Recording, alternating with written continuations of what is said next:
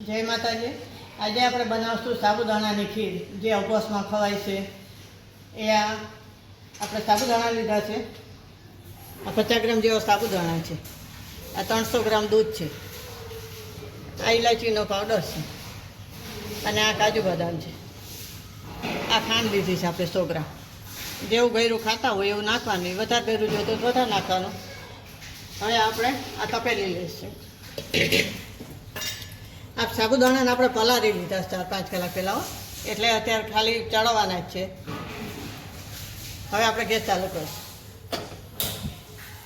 આપણે આ તપેલી મેળવીશું, એમાં આપણે દૂધ નાખી દઈશું।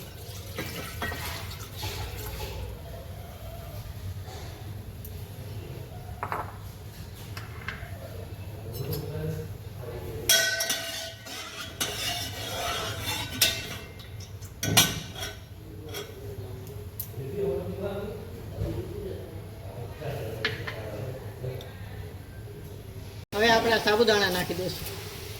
પલાળેલા છે એટલે વાર નહીં લાગે, તરત થઈ જાય 5-10 મિનિટમાં। અને દૂધ થોડું બારવું પડે।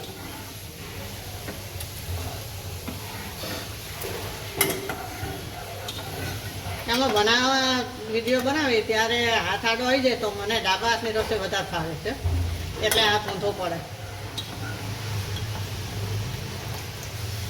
હાથે ફેરવું એટલે ઓછું આમ ચમચો આડો આવી જાય બતાવી ત્યારે।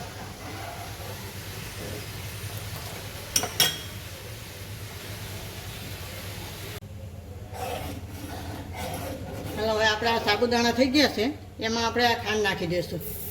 પહેલાં ચડી જાય ને પછી ખાંડ નાખી અને થોડી વાર પાછા થોડા ચડવા દે, એટલે ખાંડ ઉગી જાય અને સાબુદાણા સારી રીતે બફાઈ જાય।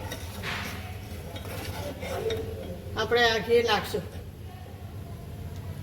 ચમચી જેટલું।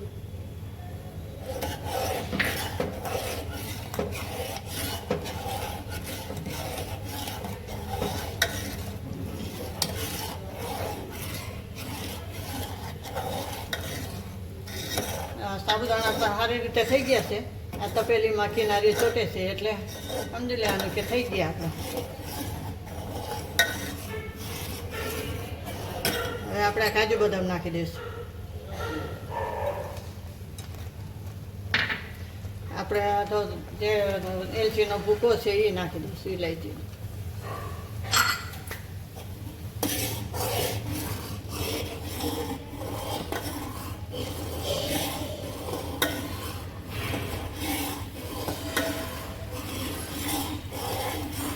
આપણે બેસન નાખશું અને 10 મિનિટ જેવું તો થાય દૂધ બારી।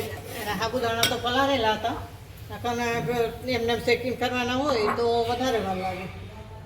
હવે આપણે સોલ્વ કરીશું।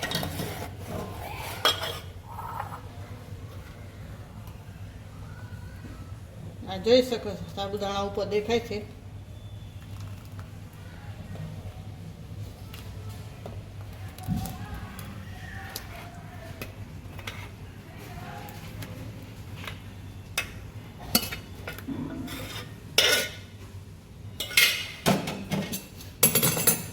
આપણે આમાં થોડાક ઉપરથી નાખશું। આ કાજુ બદામ ઉપરથી નાખશું થોડા।